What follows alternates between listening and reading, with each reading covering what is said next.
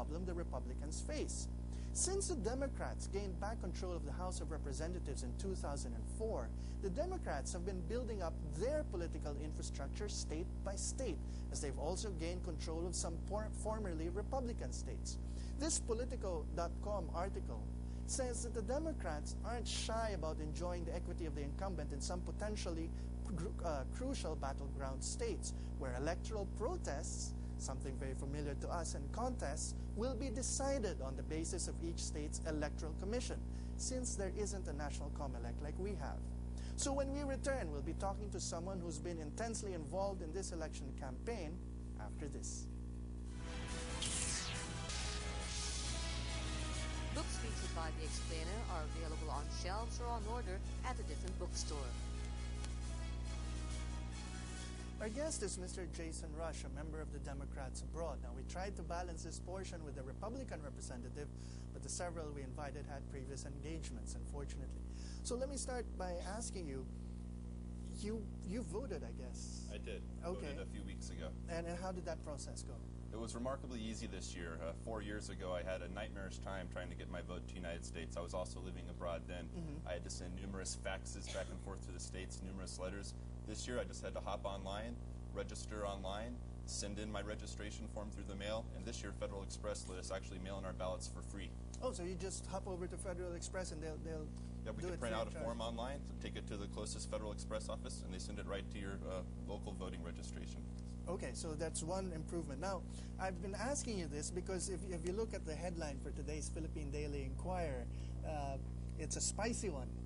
And is this a legitimate concern of your party? I've seen some articles online, for example, by Robert F. Kennedy Jr. and some others where it sounds very Filipino about some of the concerns they have. But how's your party looking at it? Well, one concern about the vote tomorrow is that there are going to be so many people coming out to vote, an unprecedented number. I think you mentioned earlier in 1968 there was a little over 60%. That was the year I was born. That's been the highest percentage of my lifetime. Tomorrow we may see as many as 70% of Americans, even more, coming out to vote. And frankly, the system in place is not made to handle that many people coming in at once. Hopefully the early voting that's been happening over the past week will alleviate that a bit. Okay, now there's been some concern about the early voting thing because on one hand it shows that a lot of people quite early on, I mean this started a few days ago, had already made up their minds. Now, from the point of view of your party and from what you know of the other side, does that make you nervous or should that make the other side nervous? I mean, what does this mean? I think it's been a good thing for Democrats. We live in an information age now, first and foremost, so I don't think there are any Americans that really haven't had a chance to get to know both of the candidates quite well by this point. In terms of the early voting, it's made it much more convenient, as you've mentioned, for African Americans, people living in urban areas that haven't voted before, to get out at times that are convenient for them and vote. When it's only on a Tuesday, there are a lot of people that have to go to work and can't afford to wait in line 4 or 5 hours.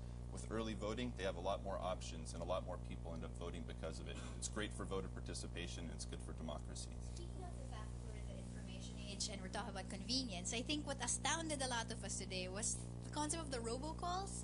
We actually have a message from Yoshi Dragon through Plurk asking whether robocalls are effective at all. Robocalls have been quite an irony of this campaign. When John McCain ran against George Bush about 8 years ago in the Republican primaries, he was railroaded into South Carolina by one of George Bush and Karl Rove's robocalls that alleged he had had a child out of wedlock, which was absolutely untrue. He condemned those at the time, and he rightly condemned them. But now, as we saw from the robocall you played earlier in this show, he's come 180 degrees and now is embracing this unethical tactic. It's quite disappointing. Why do you consider it unethical, sir? It's unethical if you take a quote out of context or a factoid completely out of context and spin it around to spread disinformation and untruth rather than the truth. Interesting. We also have another question from Filipino Voices through Plurk. Will the undecideds be important this year, and won't they usually be split for each candidate? The undecideds are going to be incredibly important this year, as they are in every single presidential election. And what we've been encouraged to see is that this year the undecideds are trending heavily in favor of Senator Obama.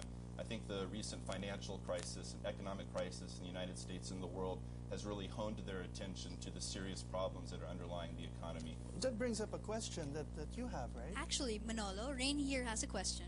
Yeah, we seem to have focused heavily on race, and I'm curious, how does the current economic condition of the United States affect voting behavior?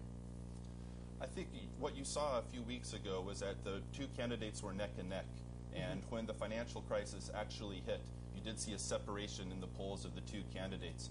I think it has focused people on the very most important issues, which is taking care of their family, taking care of their loved ones, providing a future for their children. And when people think seriously about that, we believe, which we're seeing in the polls, that it favors our candidate, Senator Obama, greatly. All right, I actually have a question, and I think it's something that a lot of people like to ask because most of what I know about Palin is from Saturday Night Live. So my question is this: did Palin actually help or hurt McCain's chances? We have that from text message. It's From hard Roger through the text. Yes. It's hard to say with certainty, but if you do look at the polls, it's obvious that she has seemingly been a bit of a drag on the ticket. There was a lot of enthusiasm when she first joined the ticket. The ultra-conservative base of the Republican Party certainly rallied around her, and they continue to rally around her. But I think a lot of the undecided voters, people in America that really wanted a solution-focused leadership rather than a morality police, have ended up going towards the Obama campaign because of that. Okay. Now, there's an interesting point that was raised that the man who was slated to be McCain's running mate before Palin entered the picture was Joe Lieberman, who used to be a Democrat. Now, this is a question I wanted to ask you because one particular obsession we Filipinos have about our politics is party switching, and yet you have the case of Joe Lieberman, who didn't like what was happening with the Democratic Party and switched. Has he been penalized in any way by American voters or in public opinion by this? And how did your party react? Well, Mr. Lieberman did lose the Democratic primary in Connecticut, and that was largely over public dissatisfaction with his stance on the war, and that's an issue where he really split with the Democratic Party. He still continues to caucus with the Democratic Party, however. Explain that. How does that work? Because you've sort of divorced yourself on a fundamental issue with the party, but explain this caucusing business. Well, right now you have a situation where the Senate's evenly split between Republicans and Democrats, and you have two independent members. And on probably 80 to 90% of the issues, Joe Lieberman agrees more with the Democrats than the Republicans on health care, on education, on a lot of issues like that. It was just on the war that he disagreed, but it has been a painful fundamental difference. All right, we have a question here from Norman.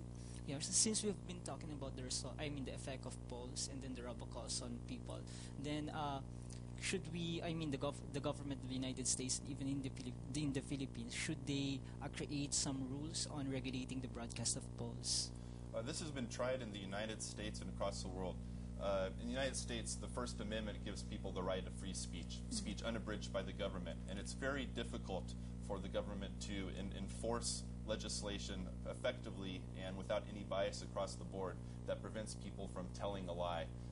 It's been tried, and every time a new rule is put in place, somebody finds a loophole and finds a way around the current obstacles.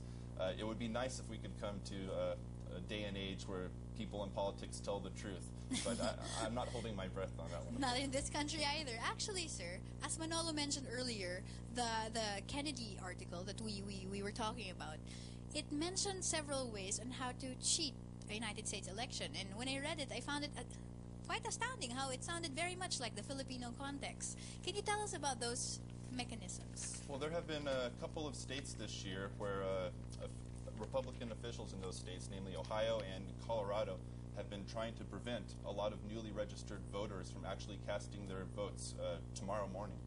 And in Colorado, for instance, there are literally tens of thousands of voters being purged off the rolls, newly registered voters. Fortunately, this year the Democrats have stepped up. There's an old saying in English, fool me once, shame on you, fool me twice, shame on me. Well, we learned our lesson 8 years ago. We have a good army of lawyers, a good army of litigators, and we filed suit to stop this practice. A federal court backed us up, and the Secretary of State in Colorado has been forced to allow all those individuals to vote tomorrow. So they will be able to exercise their constitutional right to vote. But how did they get away with that 8 years ago?